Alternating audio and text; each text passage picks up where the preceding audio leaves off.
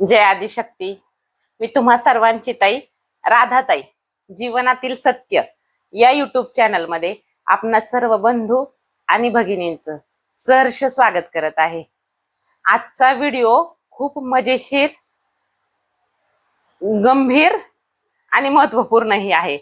बघा, व्हिडिओचं नाव वाचूनच तुम्ही आलेले आहात, तर मुळात नावातच गंमत आहे की जी लोक अध्यात्मात आहेत किंवा ईश्वराची भक्ती करतात, ज्यांना वारी संचार आहे, जी लोक देवांच्या म्हणजे थोडक्यात दैवी क्षेत्रामध्ये काही सेवा करतात, गायन करतात किंवा काही असेल त्यांची सेवा परमेश्वराचरणी, तर ह्या लोकांनी कोणती व्यसनं करणं गरजेचे आहे किंवा कोणती व्यसने ह्यांना असायला हवीत, आहे की नाही मजेशीर?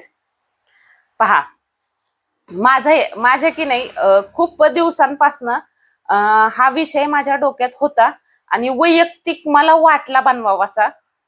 बघा, तुम्हालाही गरजेचा वाटतोय की नाही? आजपर्यंत आपण जी काही व्हिडिओ बनवले आहेत, जी काही तुम्ही मला प्रतिसाद देत आहात, तो खरंच खूप छान आहे. आणि इथून पुढेही माझ्या व्हिडिओ जर तुम्हाला आवडत असतील तर व्हिडिओला लाईक करायचं आहे, कमेंट करायचं आहे, चॅनलला सबस्क्राईब करायचं आहे आणि शेअर करण्याची दैवी सेवा करायची आहे. बघा, व्हिडिओचं नावच असं आहे की व्यसनं असायला हवीत, आणि असायला हवीत तर कोणती?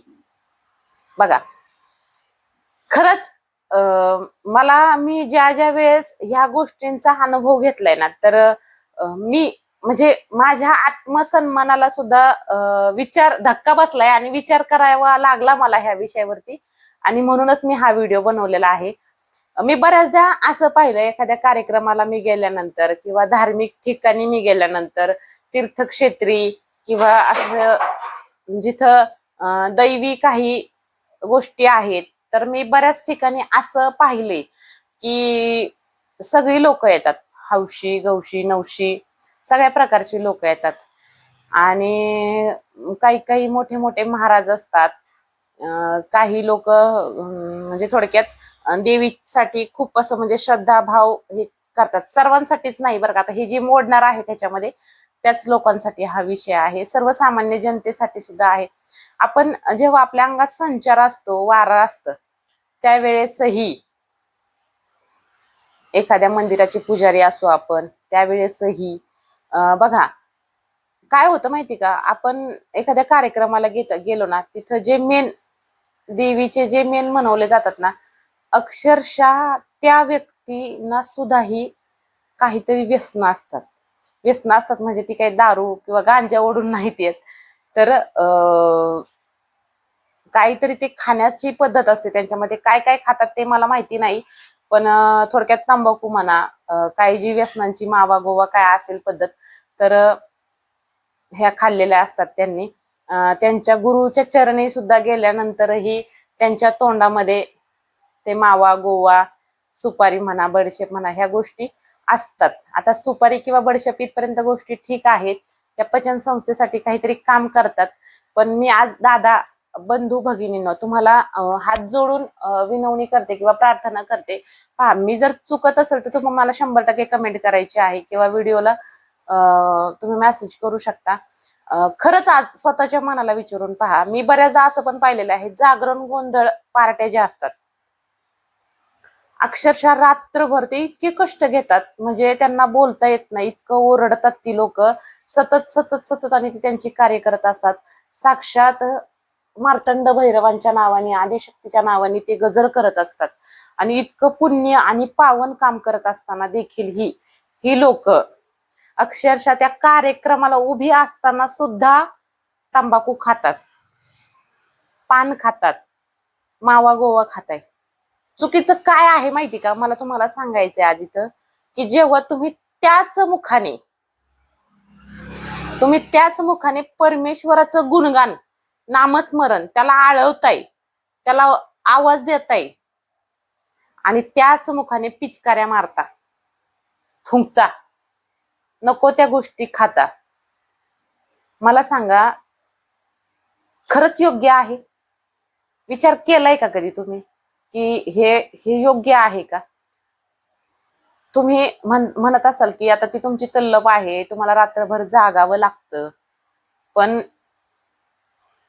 योग्य नाही हे, मला तरी नाही पटत. बघा, ज्या मुखाने आपण हरिनाम घेतो, ज्या मुखाने आपण कीर्तन करतो, प्रवचन करतो, जागरण करतो, गाणी म्हणतो, जप तप व्रत ध्यान साधना करतो, आणि त्याच मुखाने आपण थुंकतो, नको नको असलेल्या गोष्टी खातो, अशा गोष्टी खातो की ऑलरेडी त्या गोष्टींमुळे आपलं शरीर नाशवंत होत चालले. किंबहुना स्वतःच्या शरीराचा तरी विचार करा. आणि तुम्ही अध्यात्मामध्ये आहात, तुम्ही दीक्षा घेतलेली आहे, तुम्ही एक नावलौकिक आहात, आणि तरीही जाऊन तुम्ही व्यसनाधीन आहात.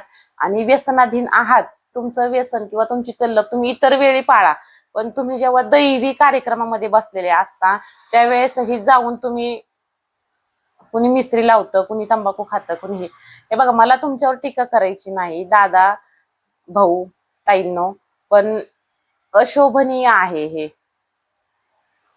म्हणजे खरंच पुण्य मिळत असेल का तुम्हाला ह्या सगळ्यांमुळं? हे जे करताय तुम्ही, तर हे चुकीचं आहे. मुळात जागरणात उभे असताना किमान कार्यक्रम होईपर्यंत तरी तुम्ही लोकांनी काही खाता कामा नये. तुम्हाला असतील बिड्यांच्या तलप, तुम्हाला असतील सिगारेट ओढायची तरफ, तुम्हाला असू शकते तंबाखू, मी असं म्हणणार नाही की तुम्ही तुमचं व्यसनच बंद करा. मुळात हा तुम्ही तुमच्या आत्मसन्मानाचा गोष्ट आहे. तुम्ही तुमच्या मनाला विचारायचं की आहे की आपण चुकीचं करतोय की बरोबर करतोय. पण किंबहुना तुम्ही ज्या वेळेस कार्यक्रमामध्ये असता, हरिनामामध्ये असता, मुखाने भगवंताचं नाम घेत राहता, गुरुद्वारी असता, ईश्वरच्या द्वारी असता, अक्षरशः तीर्थक्षेत्री गेल्यानंतर हे आपण तोंडामध्ये ते भरतो आणि नको नको त्या ठिकाणी पिचकाऱ्या मारतो. म्हणजे जो आपला आराध्य आहे त्यांच्या ठिकाणी गेल्यानंतरही आपण ती जागा सुद्धा गलिच्छ करून येतो. पटतं का आपल्याला? चुकीचं करतो की नाही? म्हणजे तुमच्यामध्ये मी पण आहे, फक्त तुम्हीच नाही. मी जर स्वतःहून ह्या गोष्टी पाळत असेल तरच मला अधिकार आहे तुम्हाला सांगण्याचा. भक्ती करत असताना माणसाने मनाने, शरीराने, वाचेने, आत्म्याने पवित्र असायला हवं. मग पवित्रपणा फक्त म्हणजे चांगले विचार का? तुमच्या स्वतःसाठी ही सुद्धा ह्या गोष्टी चुकीच्या आहेत. एकदा विचार करून बघा की ताई चुकीचं सांगताय का? अक्षरशः तुम्ही एखाद्या कार्यक्रम असाल आध्यात्मिक, शौचालयाला जरी जाऊन आला तर हात पाय तोंड धुवून गायला स्पर्श करून मग येताय, आणि तोंडातलं त्याचं काय? तुम्ही अक्षरशः एखाद्या गादीवर जरी गेला ना, मला स्वतःला अनुभव आलेत. अहो तुम्ही ड्रिंक करून जाता, तोंडामध्ये तुमच्या मावा गोवा सुपारी असते का नाना प्रकारच्या हे असतात, तंबाखू असते. आपण जेव्हा विचारलं ना की तोंडात काय आहे, त्यानंतर बाहेर जाऊन थुंकून येतात. अशोभनीय आहे की नाही? चुकीचं आहे ना? मुळात जी लोक संचाराशी, वाऱ्याशी किंवा अध्यात्माशी रिलेटेड आहे, किंवा माझ्या गादीवरून जरी कुणी मार्ग घेत असेल, किंवा माझे शिष्य असतील, किंवा माझ्याशी काही बंधू भगिनी असतील, तर माझी कळकळीची आणि नम्रतेची विनंती आहे, कृपया तुम्ही परमेश्वराशी रिलेटेड ज्या गोष्टी करताय, ज्या मुखाने करताय, किंवा त्यावेळेस तरी तुम्ही या गोष्टी नको करायला. चालत तर नाहीच, पण अशोभनीय आहे, चुकीचं आहे, मला तरी ते योग्य नाही वाटत. आता हा प्रश्न तुम्ही तुमच्या आत्म्याला विचारायचा आहे, तुमच्या मनाला विचारायचा आहे, आणि मग निर्णय घ्यायचा आहे. सर्वस्वी निर्णय तुमचा असणार आहे. तर पहा, व्हिडिओ जर आवडला असेल तर व्हिडिओला लाईक करा, चॅनलला सबस्क्राईब करा, व्हिडिओ शेअर करण्याची दैवी सेवा करायची आहे. काही अडचणी असतील, प्रश्न असतील तर कमेंटमध्ये मेसेज करायचा आहे. माझा नंबर दिलेला आहे, तर त्या नंबरवरती कॉल मेसेज करू शकता. मी तुमच्या आध्यात्मिक काही अडचणी असतील तर तुम्हाला मार्गदर्शन करण्याचं नक्कीच काम करेल. जय आदिशक्ती. आदेश.